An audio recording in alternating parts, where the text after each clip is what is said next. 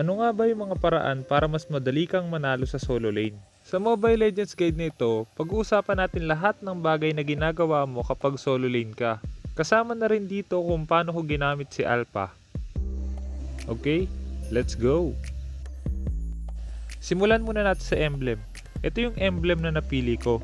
Maganda yung high and dry para makasabay ka sa one-on-one sa lane. At dahil wala silang support, possible na mag-agawan sila sa lane o kaya may isang mag-jungle sa kanila. Pwede rin naman yung bounty hunter. Pagdating naman sa spell, execute yung pinili ko para mas madali ko mapatay yung kalaban. Maliban doon, maganda rin yung execute laban sa Esmeralda. Pero possible din naman yung arrival. Para mas maintindihan mo pa kung paano ang tamang pagpili ng spell, meron akong ginawang spell guide na pwede mong panoorin. Ngayon, ipa-fast forward na muna natin sa mga boring na parts. Mapapansin nyo dito, unang binili ko is yung magic necklace. Maganda yan para may sustain kayo ng mana. At dahil bubuuin ko rin naman yung item na yan mamaya, kaya okay lang. Hindi na ako nag-roam item kasi sasama ako sa team fight. Unang paraan para mas madali kayo manalo sa solo lane, kailangan mapatay niyo yung kalaban. Para magawa yun, hindi mo dapat patayin agad yung kalaban kapag puno pa yung buhay nila. Ang dapat mong gawin, harasin mo muna sila or pauntiin mo muna yung buhay nila. Karamihan sa mga players hindi uuwi kasi magagap sila. Ang gagawin nila, magre-regen ng konti o kaya magpa-farm sa jungle. At dahil nga bawas na yung buhay nila, ibig sabihin mas madali mo na silang mapapatay. Doon mo na sila dapat pasukin. At dahil napatay ko siya, pwede ko nang gawin yung basic rotation sa top lane. Dahil alam ko yung basic rotation, kaya 3 crab yung makukuha ko. Kung gusto mo rin malaman kung paano yung basic rotation sa bagong map, meron akong ginawang rotation guide part 1 tsaka part 2 na pwede mong panoorin. Malalaman mo din dun yung iba't ibang bagay tungkol sa mga jungle creeps.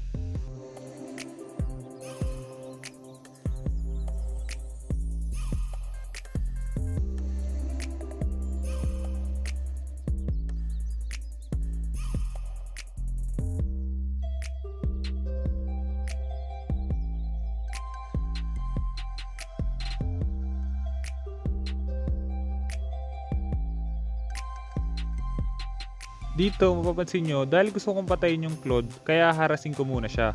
Ang problema nga lang, dahil masyado akong focus sa pagpatay sa Claude, kaya hindi ko napansin na nag-rotate na patap yung mga kakampi niya.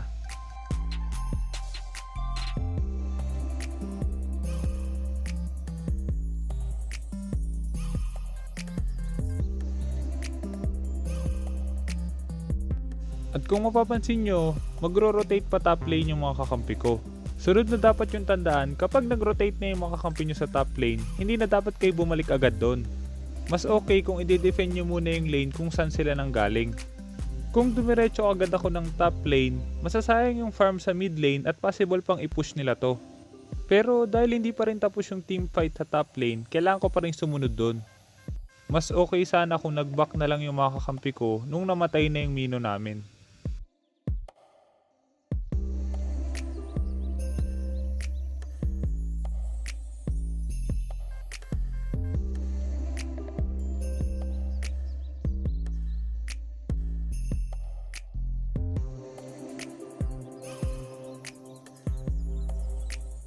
Sunod na dapat yung tandaan, kapag hindi nyo na kayang i-kill yung kalaban, wag nyo nang i-chase. Mas okay na back to farming na lang ulit para makabawi kayo sa ginawa nilang teamfight. Mapapansin nyo dito, 3-7 yung score, lamang yung kalaban. Pero kahit na ganon, hindi basta-basta naiiwan yung gold ko sa farm. At dahil open na yung turtle, sunod na kukunin na dapat dito is yung turtle. Bilang solo lane, dapat yung tandaan na kailangan nyo pa rin tumulong sa pagkuha ng turtle. Kung nasa bot lane yung turtle, hanggat maaari dapat pumunta kayo ng mid lane. Para kung sakaling magkaroon ng team fight, makaka-back up agad kayo.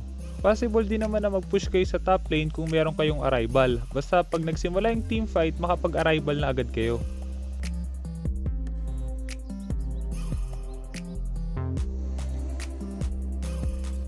At dahil napatay namin sila, pwede na namin kunin yung turtle.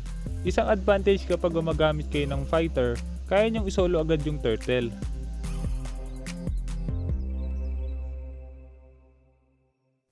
At pagkatapos namin kunin yung turtle, kailangan back to lane na ulit. Kailangan nyo munang i-push yung lane nyo para ma-pressure yung kalaban.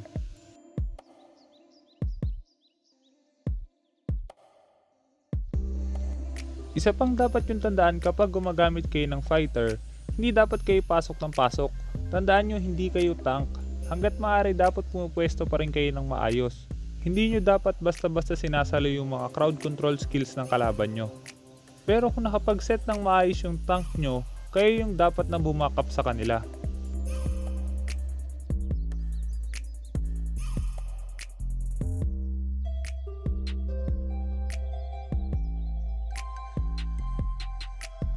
Babasagin na sana namin yung second tower pero hindi ko alam bakit pumasok yung Hellcourt sa tank namin. Napatay na namin siya, nabasag pa namin yung tower. Hindi maganda yung desisyon niya doon. Maliban dito, mapapansin nyo, bumabasag sa bot lane yung marksman namin. Dahil sa top lane kami nagkakaroon ng team fight, pwede siyang bumasag sa bot lane. Yun yung dapat ginagawa nyo kapag nagpa-farm kayo. Kailangan kayo rin yung nag-i-split push.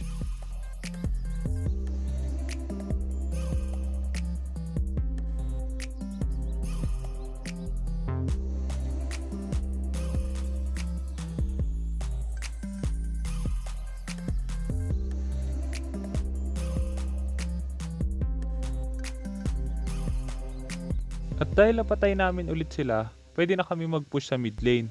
Pagtapos mag-push, kailangan ko ulit i-pressure yung top lane para yung kalaban punta ng top para mag-defend. Maganda rin yung gagawin ng kakampi ko na kunin yung red buff ng kalaban. Ang problema nga lang, pagtapos sila kunin yung red buff, pumunta ulit sila ng mid lane.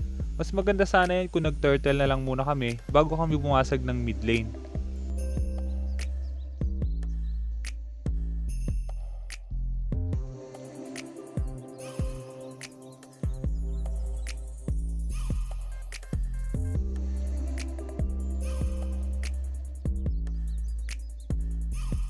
Pero dahil nga malaki na yung lamang namin, kaya panalo pa rin kami sa team fight.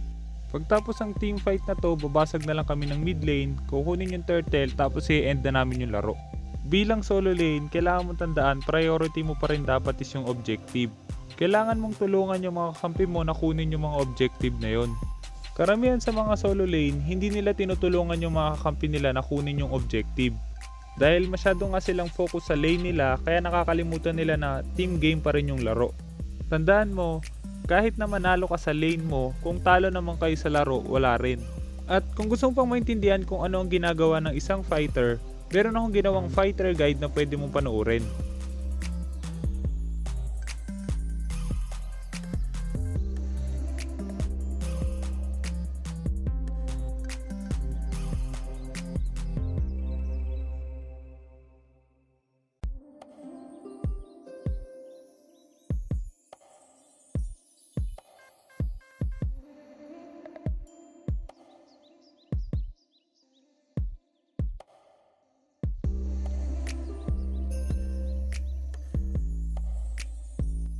Sana marami kang natutunan sa guide na ito.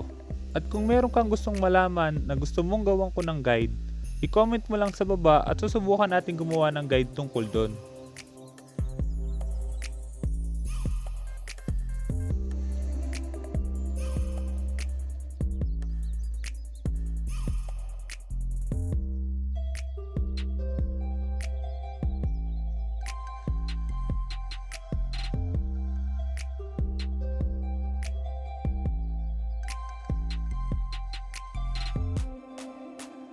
Gusto mong sumali sa weekly giveaway, ang kailangan mo lang gawin is mag-subscribe, like mo yung bawat video tapos i-share mo na rin.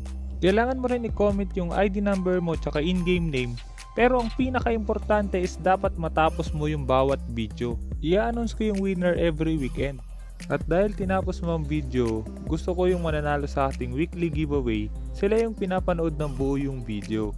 Para malaman ko kung tinapos mo talaga, kailangan mo hanapin yung keyword sa loob ng video na to. Kailangan mo i-comment yung keyword plus yung ID number mo tsaka yung in-game name. Pero hindi mo dito dapat i-comment. I-comment mo siya sa pinaka-latest na weekly diamond giveaway natin. Isa sa may mga keyword ang mananalo ng ating weekly giveaway. Kaya kung hindi ka pa nakasubscribe, hit mo na yung subscribe pati yung notification bell. Sa lagi mo lang tatandaan, kung gusto mo mag-improve, just master the basics. I'm out.